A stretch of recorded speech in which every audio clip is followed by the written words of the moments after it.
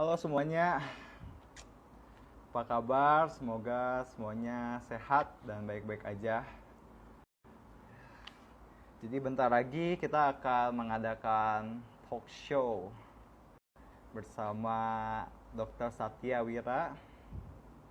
Jadi kita tunggu dokternya datang aja ya. Ya.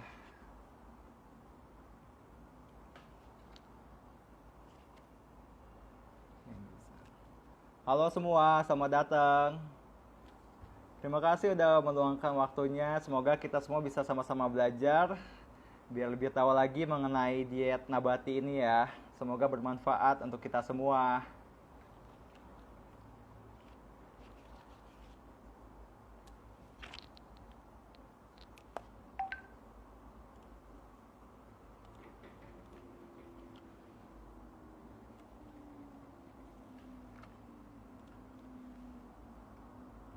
Halo Martin, Chris Bianto, apa kabar? Cirebon hadir. Halo Dennis, DL, apa kabar? Semoga sehat semua.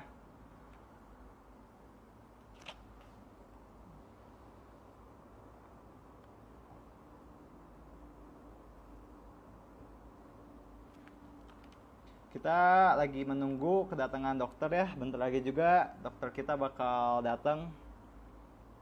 Jadi tunggu sebentar ya. Mungkin kalian boleh mulai siapin pensilnya kayak aku. Aku udah siapin pensil sama buku buat belajar juga. Soalnya kan lumayan kita bisa lebih belajar mengenai diet nabati gitu kan. Iya. Halo semua.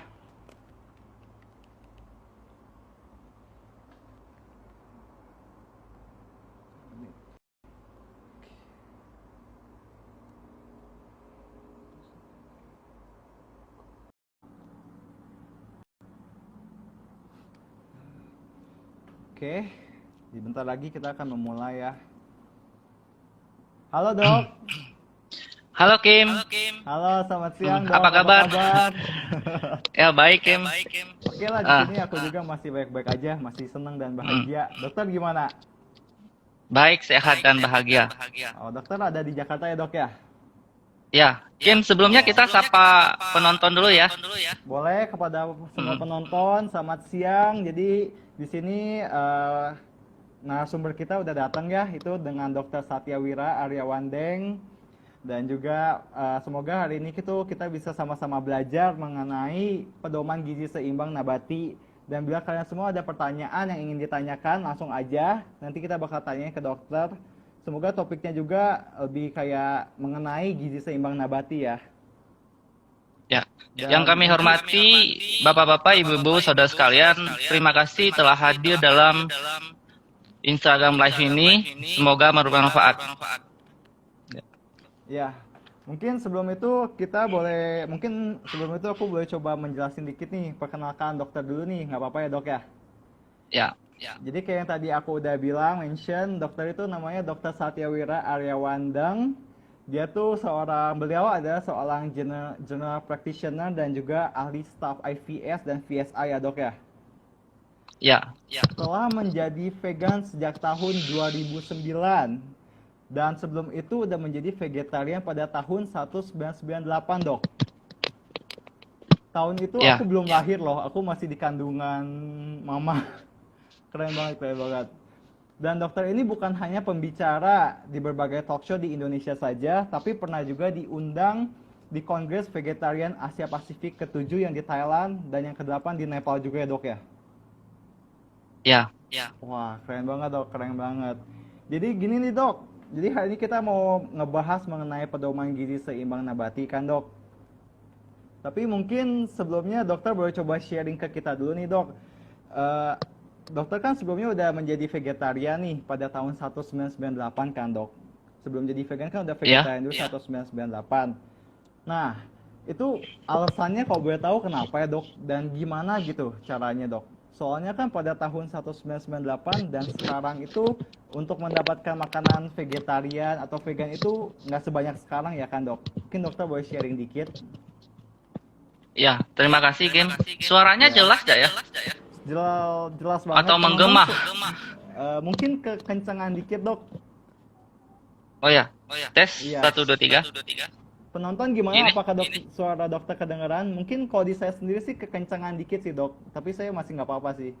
Tes 1, 2, 3. Oh ya. Iya. Jadi dulu saya di daerah di Bangka Belitung, mulai SMP. Dulu kan sering dimasakin ya seperti ikan, ayam dan lain sebagainya. Ketika saya makan itu terasa nggak enak badan saya, seperti mual, kadang-kadang diare. Jadi tubuh saya nolak. Jadi semenjak itu saya mulai makan sayur-sayuran yang ada di daerah itu. Dok, by the way, Halo? maaf dok, katanya suara dokter agak menggema. Tes. Mungkin Jelas mikrofonnya nggak? boleh jauhin dikit kali dok, atau gimana ya? Suaranya jelas nggak? Jelas, cuman agak bergema katanya. Oh. Tes Mungkin 1, 2, 3. Mikrofonnya boleh jauhin dikit kali dok, atau gimana ya? Soalnya agak kenceng dikit gitu juga sih.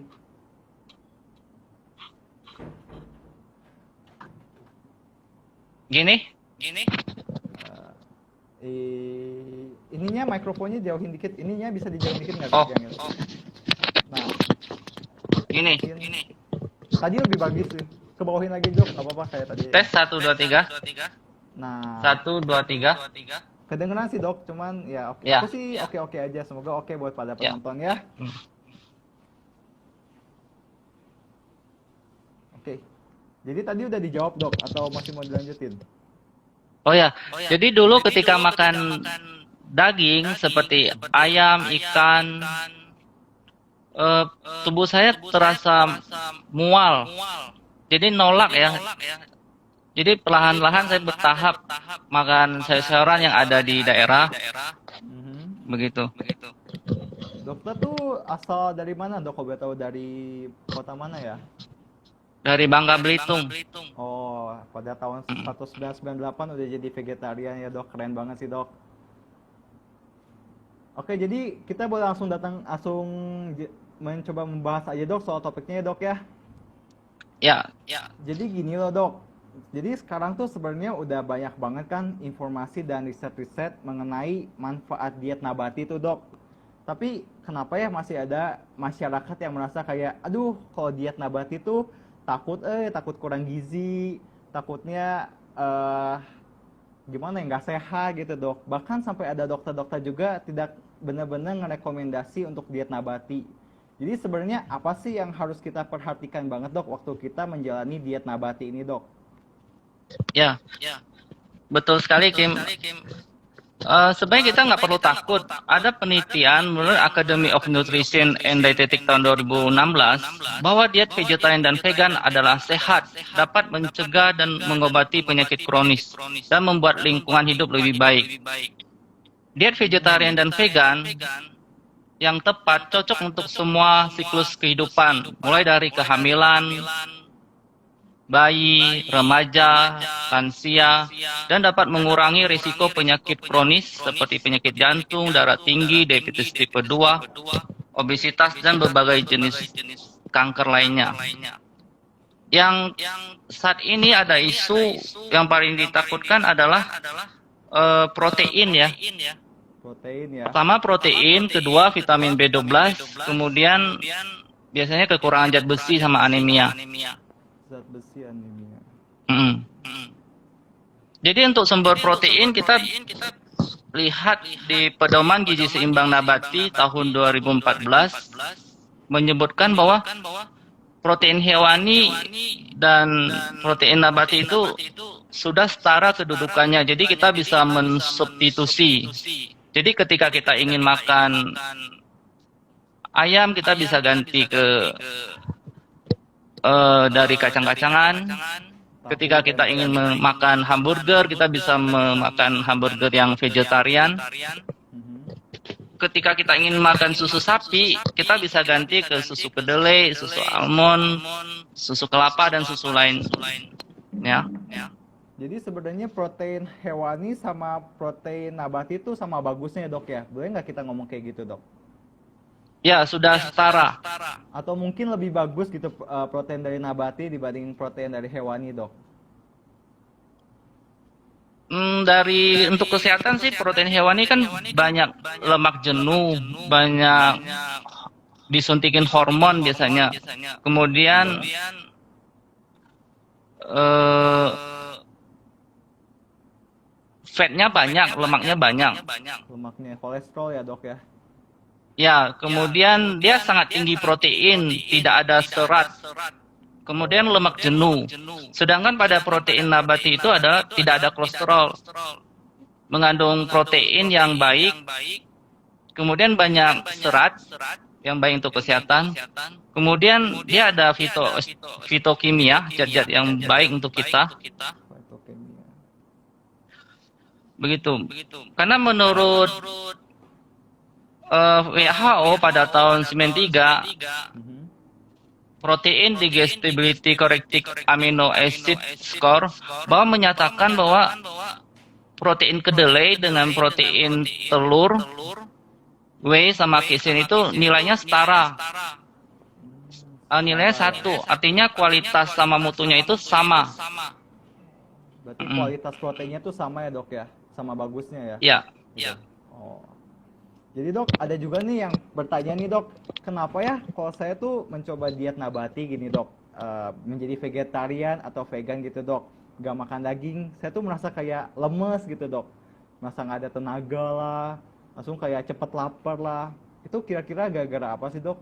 Apa gara-gara mereka tuh makan kalorinya nggak cukup atau gimana tuh dok? Sebenarnya ini salah persepsi. Salah persepsi. Sumber energi pertama itu biasanya kita ambil dari karbohidrat. Karbohidrat nanti akan menjadi glukosa. Jadi molekul utama untuk pembentukan energi itu adalah dari karbohidrat. Yang untuk energi ya, untuk mata kita melihat, untuk kita berjalan, jantung kita berdetak. Kemudian mata kita bisa melihat. Biasanya dari karbohidrat sih. Jadi bukan dari protein. Mungkin kurang karbohidrat. Kurang karbohidrat ya. Kalau dari kalorinya tuh gimana tuh dok? Apa takutnya kan mereka tuh kayak tiba-tiba diet nabati, ternyata kalorinya tuh nggak mencukupi. Jadi mereka merasa lemes, mau makan terus gitu loh dok. Kalau kalori kita ikutin pedoman gizi seimbang. Yang sering dijelaskan ya. Kalau dulu kan ada namanya 4 sehat 5 sempurna. Iya, dulu pada ya, tahun 55 kalau tidak salah. Kemudian pada tahun 93 diubah menjadi pedoman gizi seimbang. Di sana masih ada perbedaan antara protein hewani dan nabati. Kemudian pada tahun 2014 Kemenkes mengeluarkan pedoman gizi seimbang. Di sana sudah tidak ada perbedaan antara protein hewani dan nabati. Pedoman gizi seimbang ada 4 pilar. Jadi dia ada 4 tingkatan. Yang paling bawah adalah karbohidrat. Karbohidrat itu seperti nasi, kentang, ubi, jagung, singkong, mie, talas. Jadi umbi-umbian, biji-bijian. Kira-kira 3 sampai 4 porsi sehari. Kemudian yang tingkatan yang kedua adalah sayur dan buah. Sayur 3 sampai 4 porsi. Satu porsinya itu seperti satu mangkok kecil ya. Atau satu wortel, atau satu ikat kangkung. Kalau buncis sekitar 6. Kemudian buah 2 sampai 3 macam. Satu porsinya itu seperti satu buah apel. Satu buah pisang, boleh pisang, boleh pepaya itu satu iris, atau melon atau semangka satu iris. Kemudian tingkatan yang ketiga ada protein. Protein 2 sampai 4 porsi. Satu porsi protein nabati seperti kacang ya. Itu 2 sendok makan, misalnya kacang kedelai, kacang merah, kacang hijau. tempe 2 potong seperti besarnya seperti kotak korek api. Kemudian tahu 1 potong ukurannya 100 gram. Itu adalah sumber protein. Kemudian yang sedikit adalah gula, garam, lemak. Gula itu 4 sendok makan, garam 1 sendok teh, kemudian minyak 5 sendok makan. Kalau yang gula, garam, lemak ini adalah untuk orang yang sehat. Tapi kalau orang yang sudah sakit, harus lebih sedikit makannya.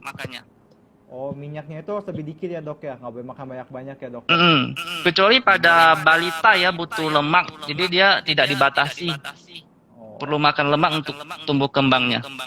oh ya, maaf dok. Jadi, oke, untuk kepada viewers sebenarnya yang ingin mau mempertanyakan pertanyaan, boleh langsung bertanya aja. Kita bakal langsung tanyain ke dokternya. Dan dok, ini ada pertanyaan nih dari Mary_Christine153. Dok, makanan yang dipanggang di panci teflon, apakah ada zat bahaya keluar dari teflonnya tuh dok? Bisa sih, sebab bisa menghasilkan karsinogenik biasanya.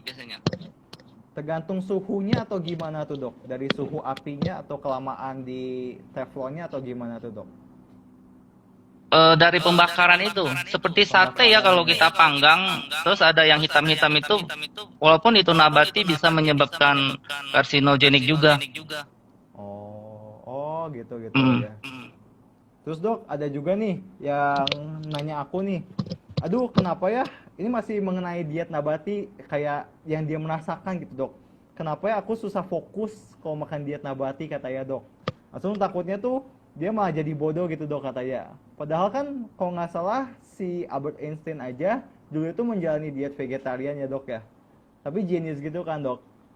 Tapi dia tuh merasa kayak, aduh kenapa ya aku merasa lemot gitu. Otaknya kayak susah bekerja dia bilang ke aku tuh. Aku susah jawab juga sih dok. Oh ya, bagus pertanyaannya, Kim. Menu nabati dapat membuat orang-orang bodoh. Sebenarnya tidak ya, kita lihat Albert Einstein, Pythagoras, Plato, Socrates, Charles Darwin, mereka adalah vegetarian. Banyak sekali penemu sama ilmuwan yang vegetarian.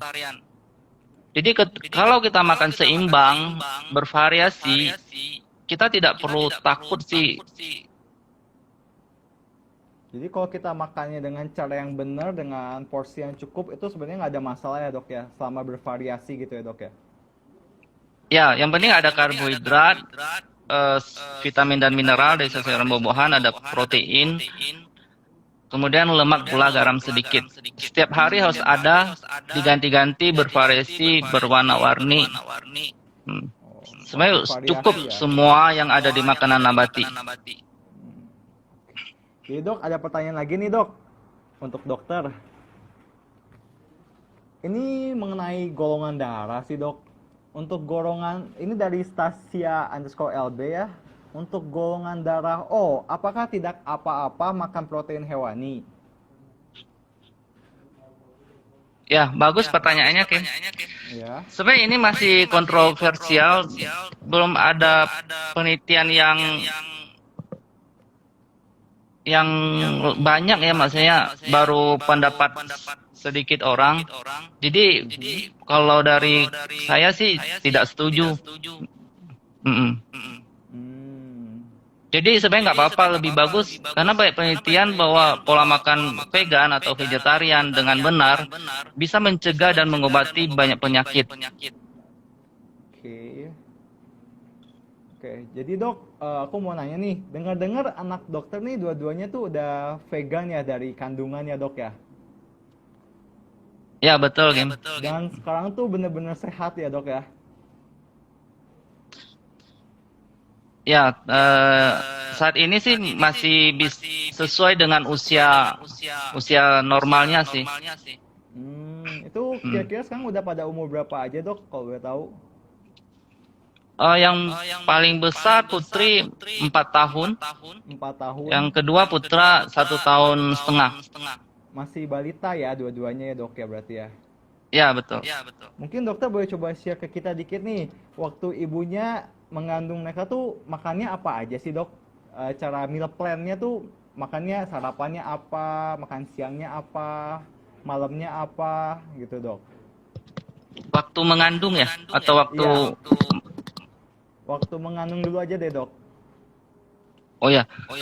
Waktu mengandung ya pola makan seimbang tadi. Jadi kita nggak pasar beri sayur, misalnya sayur bayam, kangkung, singkong, daun pepaya. Kemudian ada beri buat proteinnya dari tahu, tempe, kacang merah, kacang hijau, edamame. Kemudian dari karbohidratnya ya dari nasi, kadang-kadang ada kentang, ubi, singkong. Kalau lemak sih kita makan tidak membatasi untuk Dibatasi ibu ya. Mm-mm. Tapi sebenarnya tuh makanannya tuh kayak orang pada umumnya aja kan dok ya. Yang penting bervariasi Ya dan makanan cukup sehari-hari ya. yang Makan sehari-hari ya. yang ada dijual di pasar kita sediakan. Yang nggak ada yang ribet-ribet atau apa yang spesial gitu kan ya dok ya. Enggak sih biasa aja. Biasa aja lah ya. Terus ada yang bertanya nih dok, dari Desianti underscore Tanglisiang. Jadi kalau untuk balita VG, makanan yang mengandung lemak bisa didapatkan dari apa ya untuk balita? Tapi dia juga pengen dapetin lemaknya, bisa dapat dari mana ya dok ya? Terima kasih pertanyaannya bagus sekali. Lemak pada balita ya bisa dari minyak sayur, minyak kelapa, minyak sawit, minyak zaitun, bisa dari buah alpukat. Kemudian dari makanan yang digoreng. Jadi anak-anak itu boleh makan gorengan, jangan dibatasi. Begitu. Harus cukup ya dok ya? Ya. Ada juga nih dok yang ingin bertanya nih dari Delvina Paramita. Selamat siang dok, saya mau tanya untuk orang misalnya kalau sudah bervegetarian tapi mempunyai penyakit diabetes, kira-kira bagaimana cara mencegahnya? Terima kasih dok. Terima kasih pertanyaannya bagus sekali. Kalau sudah terkena diabetes, jadi yang harus kita lihat itu ada 4. Pertama kita benar-benar hindari semua makanan yang berbasis hewani seperti telur, susu, daging, ikan, ayam. Jadi tidak makan hewani lagi, termasuk telur susu. Karena juga ya dok ya? telur itu meningkatkan risiko diabetes tipe 2 kalau pada wanita itu 77%, kalau pada laki-laki 55%. Tinggi banget ya dok ya berarti ya? Ya, ketika masih makan telur, diabetesnya sulit terkontrol.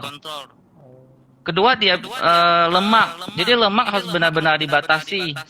Lemak Kalau orang sehat kan biasanya 5 sendok ya. 5 sendok. Tapi kalau diabetes, jadi kalau bisa dihindari. Jadi hanya makanan yang dimasak aja, kita tidak makan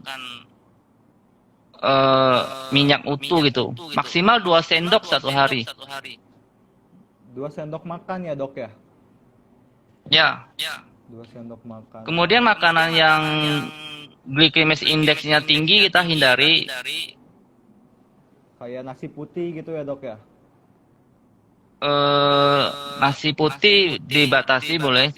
Kalau gula mau makan, kita boleh makan gula coconut sugar, itu glycemic index-nya lebih rendah. Dibanding Jadi yang lebih banyak makan itu karbohidrat kompleks ya, seperti ubi, jagung, singkong yang asli yang belum diproses begitu. Terus berarti ubi singkong gitunya tinggal direbus aja atau diapain dok? Dikukus? Ya, sebaiknya dikukus, rebus, tidak digoreng ya. Tidak proses yang goreng-goreng ya? Yang pakai minyak Ya banyak betul, itu dibatasi. jangan lah ya. Terus dok, ada yang pertanyaan nih dok dari Hora Kiswan. Dia nanya, kentang bagus di jus atau dikukus ya? Kentang. Sebenarnya tergantung fungsinya ya, orangnya tujuannya buat apa. Kalau di jus kan misalnya kalau kita butuh penyerapan lebih bagus ya di jus. Kalau kita butuh serat, misalnya kita sudah beratnya berlebih, ya kita makan kentang yang utuh gitu. Kalau kentang tuh di jus tuh langsung di jus aja dok, dipotong-potong langsung di jus gitu. Kentang. Soalnya aku belum Kentang belum pernah jus coba sih. kentang nih. Nanti coba saya cari tahu ya untuk kentang. Oh iya. Biasa sih dimasak, dikukus atau direbus. Oh. Jadi sudah matang gitu. Oh, ya dok. Jadi ada yang ingin bertanya lagi nih dok dari imyco.id. Maaf dok, mau tanya untuk jamur lokal gimana? Jamur lokal. Ya, untuk jamur mempunyai protein sebagai sumber protein. Jadi itu salah satu makanan vegetarian, makanan vegan yang perlu kita makan. Tinggi protein ya dok ya, berarti ya jamur-jamur ya. Ya, termasuk sumber protein untuk orang yang vegetarian. Contohnya tuh jamur apa ya dok kalau boleh tahu? Kayak shiitake lah atau apa Ya, gitu. boleh jamur shiitake, jamur hyoko, jamur kuping ya. Jamur kuping ya. Itu Tapi jamur gitu boleh digoreng nggak sih dok? Kira-kira? Atau lebih bagus kalau kita sehat boleh makan gorengan satu macam. Jadi sebenarnya lebih bagus kalau bisa direbus gitu aja sih dok ya. Tapi kalau pengen gorengan juga, kalau kita sehat masih ya udahlah ya, nggak apa-apa ya, dikit-dikit lah ya. Boleh satu gorengan. Jadi dalam satu piring itu ada karbohidrat kan, ada seperti nasi, kentang, ubi, jagung, singkong. Kemudian ada sayur, boleh dicapcay atau boleh dibikin sup. Kemudian ada buah sehari 2-3 macam. Kemudian ada protein kan dari kacang-kacangan. Kemudian ada satu gorengan begitu. Baik dok, terima kasih dok untuk penjelasannya. Jadi dok, aku pengen enggak nih, ada lagi yang bertanya nih kira-kira nih. Jadi sebenarnya udah ada belum sih riset-riset yang mengatakan kalau diet nabati itu benar-benar udah bagus untuk setiap fase kehidupan dok? Dari balita lah, ibu yang mengandung lah, yang lagi menyusui lah, atau untuk orang-orang yang udah lanjut usia gitu dok? Apakah gizinya tuh mencukupi nggak sih kalau kita dengan diet nabati aja gitu untuk semua fase kehidupan dok? Bagus, terima kasih pertanyaannya. Sama-sama, Ada dok. penelitian dari American Dietetic Association tahun 2003 bahwa menyatakan diet vegan atau vegetarian yang direncanakan dengan tepat baik untuk semua umur dalam daur hidup, termasuk ibu hamil, ibu menyusui, balita, remaja, lansia, begitu. Jadi kalau kita makan yang bervariasi seimbang sebenarnya tidak masalah sih. Jadi semua makanan nabati itu bisa mencukupi semua kebutuhan gizi yang kita butuhkan. Jadi bisa mencukupi asal kita konsumsinya cukup ya dok ya, nggak kekurangan ya porsinya ya. Ya, betul. Jadi dok, kita langsung aja nih pertanyaan yang ini nih dok. Kita pada penasaran nih, cara makan diet nabati yang benar tuh gimana sih dok? Apakah dengan yang cara isi piringku itu dok? Mungkin bisa dijelasin dikit dok. Ya, tadi sudah dijelaskan tumpeng gizi seimbang. Sekarang jadi boleh pakai tumpeng gizi seimbang sama isi piringku. Kalau isi piringku kan dalam satu piring itu setengahnya itu adalah sayur dan buah. Jadi sepertiga buah-buahan, 2/3 adalah sayur-sayuran. Kemudian setengahnya lagi adalah makanan pokok sama lauk pauk. Lauk pauk ya. Sepertiganya itu adalah lauk pauk. Kemudian 2/3 adalah makanan pokok. Jadi lauk pauknya itu kita ambil dari makanan nabati atau protein nabati. Jadi kalau piringnya ukurannya 22 cm, itu kalorinya itu sekitar 500. Jadi untuk dewasa, untuk orang dewasa ya. Tapi kalau laki-laki biasanya diameternya harus lebih besar. diameter piringnya itu 26 cm, jadi lebih besar. Jadi kalorinya sekitar 700. Jadi kalau kita sehari makan 3 kali, 2100 kalorinya. Jadi baru cukup. Hmm. Terus dok, ada yang bertanya nih, apakah kalau dari Horakiswan, apakah di isi piringku buahnya itu dimakan bersamaan dengan yang lainnya dok? Jadi kita lagi Biasa makan sih nasi, kita makan buah juga gitu dok? Atau gimana dok? sebelum makan boleh sih lebih sehat. Sebelum makannya ya dok ya? Sebelum makan. Tapi kalau pengen digabung bareng juga nggak apa-apa sih sebenarnya ya dok ya? Atau sesudahnya juga, sesudah semua lauk pauk habis, makan buah terakhir itu boleh nggak sih dok? Soalnya Boleh ada sih. yang kayak bingung juga gitu dok. Boleh. Hmm. Terus ini ada pertanyaan dari Mary underscore Christine 153 lagi. Dia kan bilang, dok tempe digoreng kan sehat, dipanggang di teflon juga bahaya karsiogenik. Bagusnya dimasak apa ya kalau tempe? Terima kasih atas pertanyaannya. Tempe banyak sekali ya olahannya. Ada buku dari IVS. Itu banyak sekali menu-menu, bisa dibikin dikukus, bisa bikin sate, bisa bikin bakso.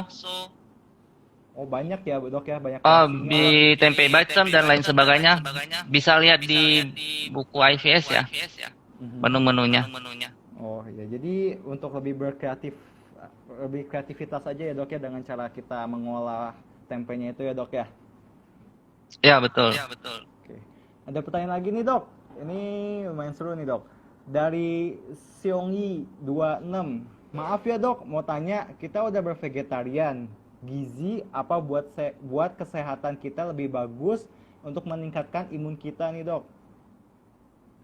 Jadi udah vegetarian, cuman ingin meningkatkan imunitas tubuh tuh gimana gitu dok katanya dok. Terima kasih atas pertanyaannya, bagus sekali. Untuk meningkatkan imun ya kita makan makanan yang asli ya. Misalnya vitamin C ya kita bisa dari jambu kutuk, kemudian dari jambu yang asli ya, kemudian jeruk. Jadi lebih banyak makan sayur buah adalah sebagai sumber yang dapat meningkatkan daya tahan tubuh kita. Jadi vitamin C yang banyak mengandung beta karoten juga dapat meningkatkan daya tahan tubuh kita. Seperti yang warna kuning, wortel. Jadi untuk menaikkan imunitas tubuh tuh berarti kita harus makan vitamin yang tinggi dengan vitamin-vitamin itu ya dok ya?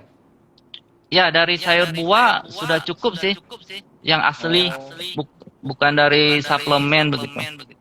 Asal bervariasi ya, nggak tiap hari makannya wortel doang, satu warna aja gitu ya dok ya? Harus bervariasi Ya, ya? bervariasi ganti-ganti. Jadi dok, ada yang lanjut pertanyaan ini lagi nih dok. Dari Desianti underscore Tang Lisiang. Menyambung dari jawaban dokter tadi, gorengan untuk balita bukannya kurang bagus dok. Jadi banyak konsumsi gorengan apakah bisa kolesterol? Selain makanan yang disebutkan dokter tadi, apakah kacang-kacangan juga mengandung lemak? Terima kasih atas pertanyaannya. Kalau balita 1 sampai 5 tahun memang butuh lemak untuk tumbuh kembangnya ya. Jadi kita tidak membatasi seperti dewasa begitu. Jadi sehari boleh 1 sampai 3 macam gorengan. Misalnya setiap satu kali makan ada satu menu gorengan begitu. Oke, oh. Tadi pertanyaan kedua apa ya? Mungkin yang kacang-kacangan dok, apakah kacang-kacangan juga mengandung lemak? Kacang ada lemak. Ada protein, ada lemak. Seperti kedelai kan dia ada proteinnya, kemudian ada karbohidrat, ada zat besi, ada karbohidrat, ada protein, ada lemak juga. Oke. Terus dok katanya, jadi kalau banyak konsumsi gorengan, apakah bisa kolesterol? Bisa menjadi kolesterol suatu saat. Jadi gorengan juga walaupun itu diet nabati juga nggak bagus ya dok ya? Kalau digoreng minyak gitu ya dok ya? Kalau terlalu banyak tidak bagus. Hmm.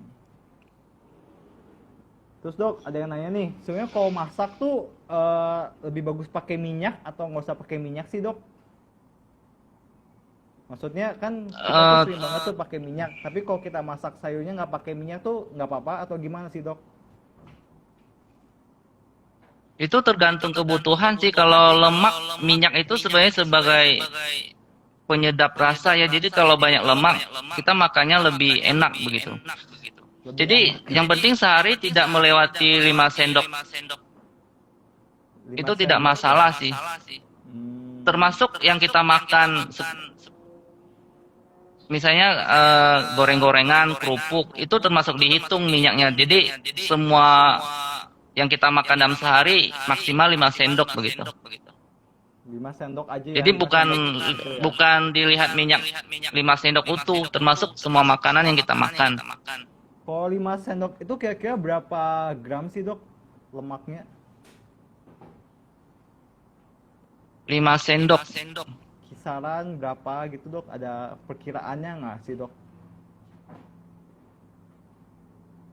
5 gram, sekitar 5 gram. 5 gram ya? Ya. Oke dok, sebenarnya dok, aku sendiri ada pertanyaan nih dok. Aku penasaran aja sih dok. Misalnya nih dok, kalau kan banyak gini yang udah menjalani diet nabati, tapi itu mereka tuh bersemangat banget untuk berolahraga dok. Misalnya untuk fitness lah, nge-gym lah, atau olahraga lain lah, atlet-atlet lain lah dok. Nah mereka pasti khawatir banget nggak sih dok sama, aduh proteinnya dapat dari mana sih? Bisa nggak sih mencukupi proteinnya tuh? Kan kita nggak makan telur gitu dok, nggak makan daging-daging juga. Pasti mereka ada pemikiran, wah kayaknya nggak cukup deh. Atau gimana tuh dok, menurut mereka dok? Terima kasih atas pertanyaannya, bagus sekali. Ya dok. Sebenarnya tidak ada perbedaan antara pola makan sehari-hari dengan apa untuk fitness atau atlet ya. Yang pasti kita lihat energi yang keluar harus sama dengan energi yang masuk. Jadi misalnya dia banyak latihan, kalorinya banyak yang keluar, jadi dia harus banyak makan juga. Yang pertama karbohidrat. Jadi yang kita makan ada karbohidrat kompleks, seperti yang tadi dijelaskan ya. Kalau untuk protein boleh lebih banyak. Biasa kan untuk manusia normal 0,8 Gram ya. gram ya. Kalau untuk protein boleh dinaikkan 1,2 sampai 1,7 untuk protein. Jadi lebih banyak makan proteinnya. Protein ya bisa dari kacang merah, kacang hijau, edamame, buncis. Kalau mau lebih tinggi boleh dari kacang chickpeas atau garbanzo. Itu proteinnya tinggi. Dari tempe, tahu, produk kedelai. Jadi dok, ada yang nanya nih Begitu. dok, misalnya kalau di isi piringku itu, apakah protein di isi piringku itu cukup dok? Misalnya kalau kita itu olahraga, tapi apa di isi piringku tuh proteinnya kandungannya cukup nggak sih dok? Apa harus kita tambah lagi dok? Untuk protein ya. Iya, proteinnya tuh dok. Mereka kayak mikir, aduh proteinnya kalau saya olahraga saya kan harus lebih banyak gitu dok. Jadi takut isi piringku cukup nggak ya Kalau proteinnya gitu? satu hari kan sekitar 2 sampai 4 porsi ya. Jadi misalnya kita makan 2 potong tempe seukuran kotak korek api ya, itu kan udah 50 gram. Misalnya berat kita itu 50 kilo, jadi kita makan sehari itu 6 sampai 10 gram. Jadi sekitar kita bulatkan ambil 10 ya, jadi 500 dari proteinnya bisa 6 sampai 10 gram kali berat badan. Jadi boleh dibanyakin ininya, proteinnya. Proteinnya ya. Terus dok, mereka juga ada yang nanya nih dok, apakah kalau kayak gitu harus coba minum susu protein juga dok? Apakah susu protein tuh bagus dok? Dibanding dibanding apa gitu dok misalnya? Susu protein ya kita pilih susu dari protein nabati, boleh susu kedelai, susu almond, eh boleh dibikin, kalau di luar ada susu hazelnut, susu walnut, ada susu kelapa dan lain sebagainya. Jadi kita ambil yang nabati.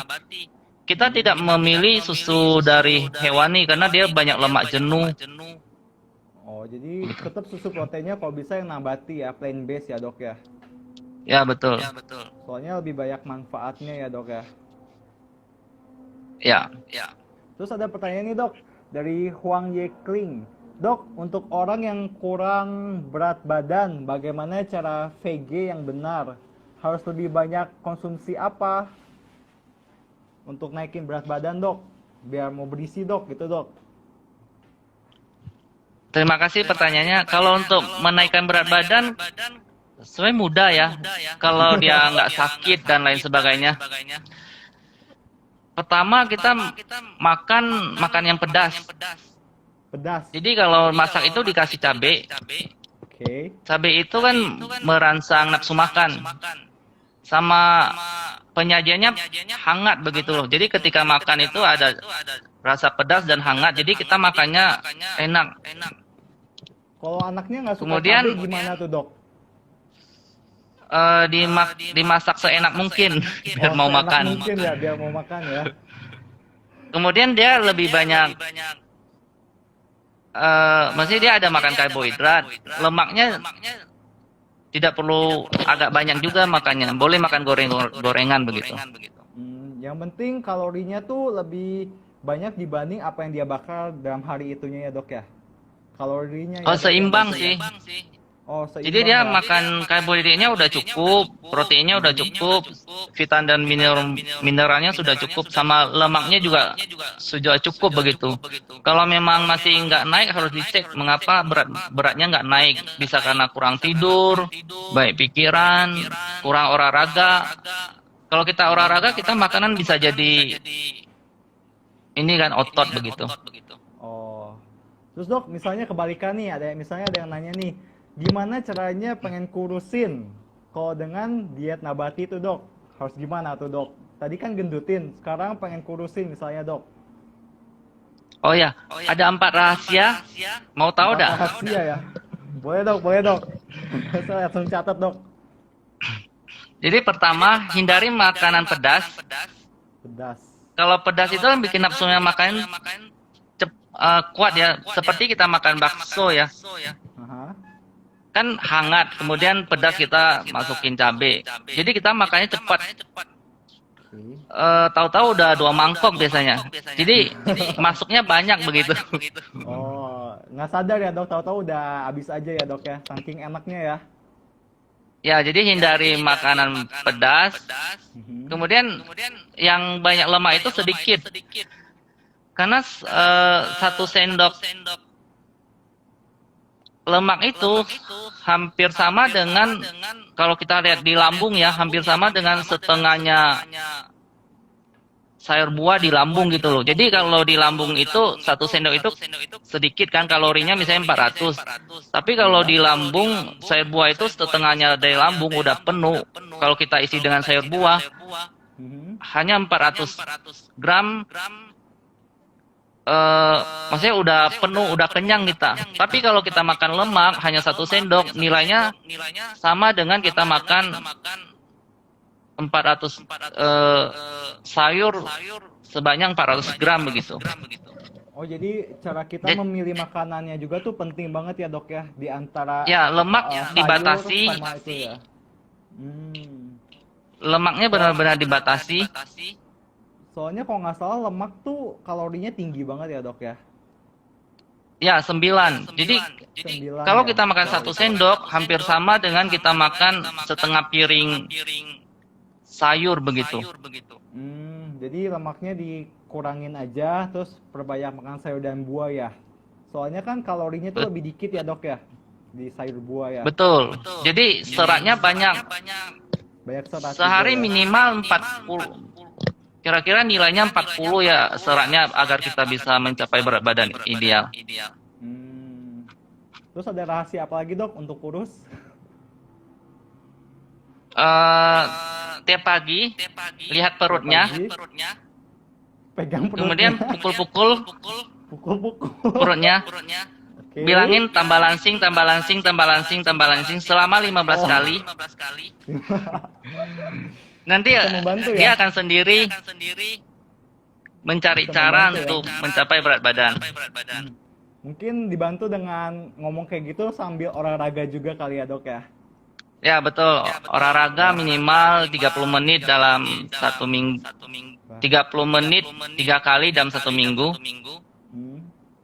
Oke, dok ada pertanyaan nih dari Valencia titik Bridal. Kalau lemak vegetarian didapat dari mana ya? Lemak vegetarian tuh dok? Ada apa aja sih dok? Kasih tau dok yang banyak-banyaknya apa aja tuh dok? Lemak vegetarian bisa dari alpukat, bisa dari margarin, bisa dari kelapa, kelapa parut, bisa dari minyak kelapa, bisa dari santan, eh, bisa dari mayones, bisa dari minyak biji bunga matahari, bisa dari minyak jagung, minyak kedelai, bisa minyak sunflower, minyak zaitun. Itu ada sumber lemak. Sumber lemak banyak banget ya dok ya sebenarnya ya. Ya betul. Terus dok, aku ada pertanyaan nih. Ini agak lumayan complicated, agak ribet dikit nih dok, menurut aku ya. Jadi ada yang nanya nih, untuk yang mempunyai penyakit degeneratif, apakah ada yang berbeda dok dengan panduan gizi seimbangnya dok? Misalnya kan, Untuk degeneratif ya. iya, kayak asupan lemaknya ada yang beda nggak, atau proteinnya, atau apanya gitu dok? Pertanyaan bagus. Yang berbeda di lemak, gula, garamnya sih benar-benar kita batasi. Lemak sama Jadi gula ketika ya dok kita ya? ada sakit jantung, lemaknya itu hanya boleh 10%. Sama diabetes juga begitu. Penyakit kanker lainnya juga lemaknya juga hanya 10%. Jadi tidak boleh banyak. 10% aja ya. Ya. Jadi dok, kalau mengenai sayur atau buah tuh sebenarnya banyak yang ngomong nih, bukan banyak yang ngomong sih, tapi banyak asumsi kalau makan sayur apa, brokoli, kangkung, terus sama bayam, cuma 3 jenis aja katanya udah cukup tuh dok. Apa sebenarnya itu udah cukup? Apa sebenarnya kita harus makan lebih banyak variasi lagi sih dok? Untuk sayur ya. Misalnya sayur dan buah dok, misalnya buah tuh cuman kayak makan pisang aja, apakah itu benar bisa membuat kita cukup gizi gitu dok? Prinsipnya sehari kalau sayur kan 2 sampai 4 macam. Sayur itu banyak jenisnya kalau kita ke pasar ya, ada bayam, buncis, kol, kangkung, singkong, kacang panjang, wortel, terong, labu siam, Oke. ketimun, selada, tomat. Banyak Kemudian banget ada ya, Dok. beet, ada jagung muda, ada kol, ada pepaya muda, ada sawi, ada terong, ada brokoli, ada buncis, ada kacang panjang, ada genjer, ada kemangi, ada labu siam, ada pare, ada bayam Banyak merah, banget, Dok. Banyak ada banget, Dok. melinjo, ada daun katu. Ya. Kemudian ada tauge, itu termasuk sayur ya. Mhm. Kalau buah kan banyak yang ada di lokal, boleh buah pepaya, pisang, kemudian Banyak banget ya, Dok, ya. salak, duku, manggis. Kalau buah lebih dari 2 sampai 3 macam sehari. Jadi ganti-ganti, misalnya pagi kita makan pisang, malam siang makan pepaya, malam makan melon. Tidak harus yang mahal, yang penting bervariasi dan berwarna-warni begitu. Yang penting bervariasi sama berwarna-warni ya. Berarti satu buah aja sehari tuh nggak akan cukup ya dok ya. Sayur juga satu jenis aja nggak cukup ya dok ya. Ya, kalau bisa bervariasi.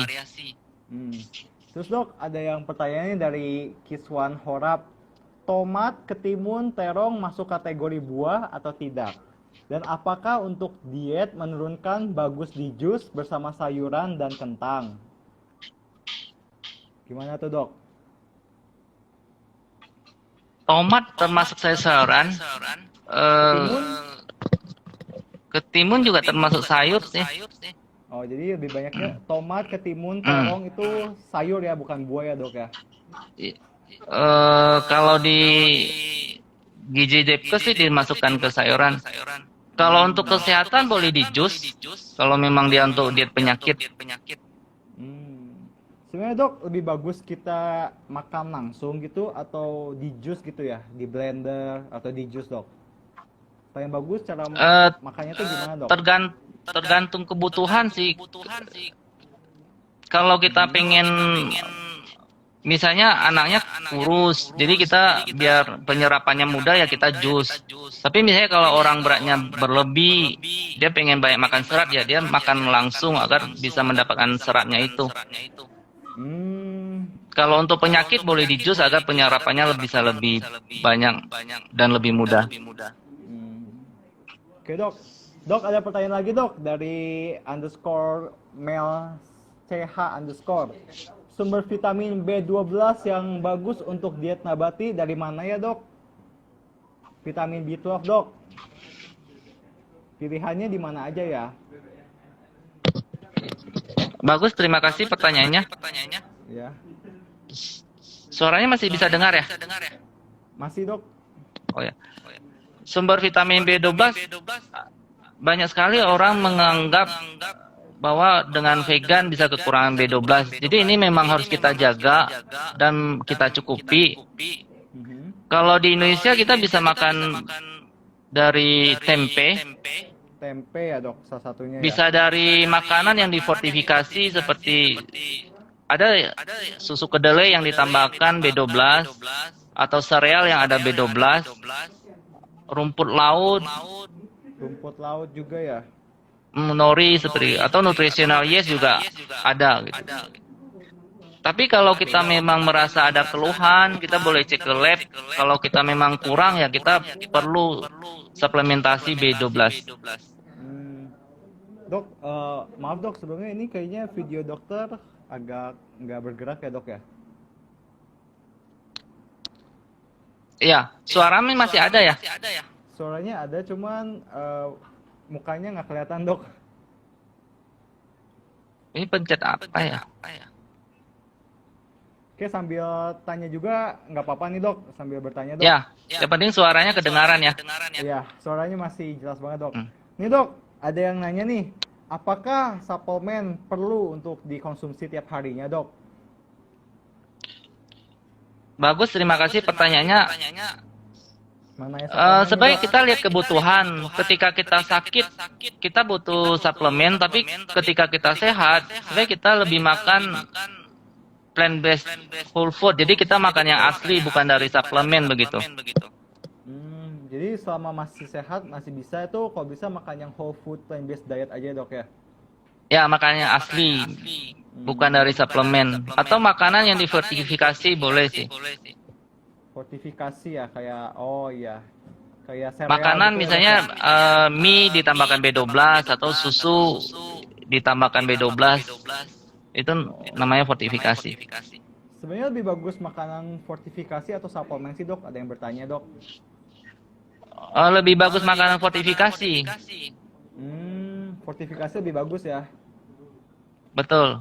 Jadi mungkin suplemen tuh bakal jadi pilihan terakhir kali ya dok ya, kalau nggak ada pilihan-pilihan makanan plant-based whole food atau fortified food ya dok ya.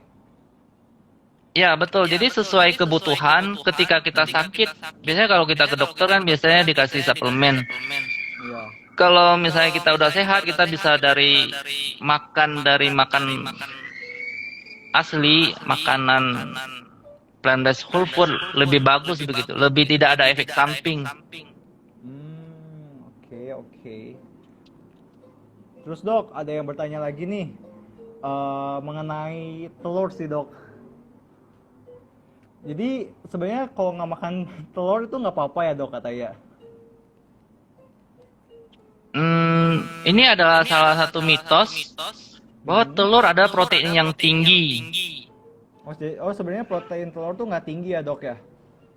Protein telur hanya 12,9 sampai 13,9 dalam 100 gram. Masih kalah dengan protein kedelai. Protein kedelai kan 34. Kacang hijau 23. Buncis 21, masih kalah dengan buncis. Mengapa kita membatasi telur? Karena konsumsi 7 butir telur sehari dalam seminggu dapat meningkatkan risiko kardiovaskuler, meningkatkan risiko penyakit jantung. Hmm. Konsumsi telur setiap hari dapat meningkatkan risiko diabetes tipe 2. Pada wanita kan 77%, pada laki-laki 55%. Bener dok. Oh, jadi sebenarnya nggak apa-apa juga ya nggak makan ya. Malah lebih bagus ya dok ya, nggak makan telur ya dok ya. Ya, bagus. Kita ganti ke protein nabati yang lebih sehat. Jadi tidak ada lemak jenuh. Kemudian tidak ada antibiotik, tidak ada hormon, tidak disuntik obat. Jadi Natural ya. protein nabati itu tidak ada kolesterol, proteinnya lebih sehat, seratnya banyak, ada antioksidan, ada fitokimia begitu. Banyak banget ya manfaatnya ya dok ya dibanding telur atau apa ya dok ya. Betul. Oke dok, karena waktu tinggal 4 menit lagi nih dok, mungkin ada pesan terakhir dok untuk pada viewers dok. Eh, Paling kata-kata memotivasi gitu dok atau apa gitu dok. Ya, ketika orang-orang bertanya, saya sakit jantung, stroke, kanker, kolesterol, asam urat, diabetes, osteoporosis, susah BAB, jerawat, obesitas, penuaan dini, apa yang harus saya katakan? Apa dok? Ubah pola hidup ke pola makan plant-based diet atau vegan. Mhm. Bisa mencegah sama mengobati penyakit-penyakit tersebut. Jadi gaya hidup ya dan cara makan ya dok yang benar-benar bisa ngubah segalanya ya dok ya. Ya, jadikan makanan sebagai obat. Begitu. Oh, jadi itu kayak obat nomor 1 ya sebelum makan obat lain. Obat paling penting tuh gaya hidup yang harus diubah dulu ya dok ya. Betul. Oke dok, mungkin karena waktu udah nggak terlalu banyak dok, mungkin kalau kita ada kesempatan untuk sesi lain kita bisa lanjut kali ya dok ya. Ya. Jadi terima kasih kepada Dr. Setia yang udah menemani kita untuk belajar bersama, sharing, dan juga kepada penonton, kepada viewers yang udah menemani juga. Semoga ilmu yang kita dapat hari itu bermanfaat ya, bisa kita pelajari, bisa kita terapkan bila diet nabati itu sangat bagus untuk gizi seimbang kita. Dan bila ada salah dalam berucap kata atau ada technical problem atau apa, tolong dimaafkan dan dimengerti. Dan mungkin kalau masih ada pertanyaan untuk kepada Dr. Setia, mungkin Dr. Setia bisa gimana ya, bisa nge-DM Dr. Setia aja kali dok ya, atau gimana dok? Ya, bisa. Silakan. Oh, jadi kalau ada yang masih ingin mempertanyakan pertanyaan bisa langsung DM Dr. Setia. Soalnya Dr. Setia ada free consultation juga ya dok ya, boleh nanya-nanya ya dok ya. Boleh. Oke, baik banget ya. Jadi terima kasih sekali lagi kepada Dr. Setia dan kepada semua penonton. Semoga sehat dan berbahagia selalu ya. Sampai berjumpa lagi. Terima dok. kasih, semoga bermanfaat. Sampai jumpa. Bye dok. Bye bye. Bye-bye. Semua. Terima kasih semuanya. Sampai jumpa lagi.